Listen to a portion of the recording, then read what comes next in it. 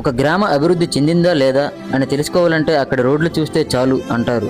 కానీ శ్రీకాకుళం జిల్లా గార మండలం కేశైరిగాం గ్రామానికి వెళ్లే ప్రధాన రహదారిని చూస్తే అభివృద్ధి మాటల్లో మిగిలిపోయిందేమో అనిపిస్తోంది.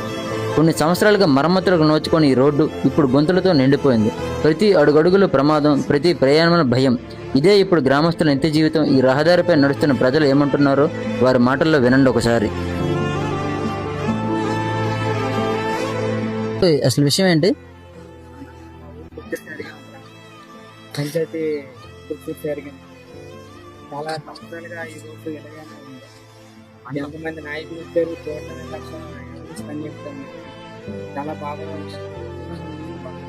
ఆవులు చాలా ఇబ్బంది పడుతుంది.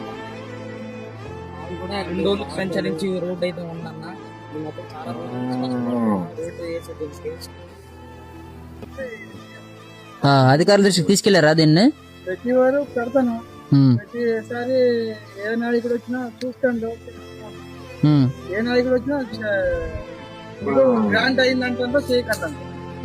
మా పరిస్థితి గర్భిణీ స్త్రీలు తీసుకెళ్ళడానికైనా తర్వాత అంబులెన్స్ వచ్చినా చాలా ఇబ్బంది పడతాను. ప్రజలు చుట్టూ మంది వచ్చినా ఇబ్బంది పడుకొని వెళ్తాను. జనం వర్షాకాలం అయితే తీవ్ర ఇబ్బందులు పడుతున్నారు. చాలా ఇబ్బంది పడతాను. నాయకులు వస్తాను, ప్రతి నాయకుడు వస్తాడు, చూస్తాడు, చేస్తామని చెప్పుకొని వెళ్తాను. చెప్పిన వరకే వెళ్తాను. ఏంటి మాకు వెళ్ళలేకపోతాను, రాలేకపోతాను. ఈ ఎండకి పండకి ఆడవాళ్ళు గట్ట చచ్చిపోతాను. రైతు మరి నాయకులు మీ ఊరు వచ్చినప్పుడు అడగడం లేదా మీరు? వస్తాను, అడుగుతాను. నాయకులు చేతి అంటారు, జంగేస్తాను. మరి మాకు అంతే సంగతి.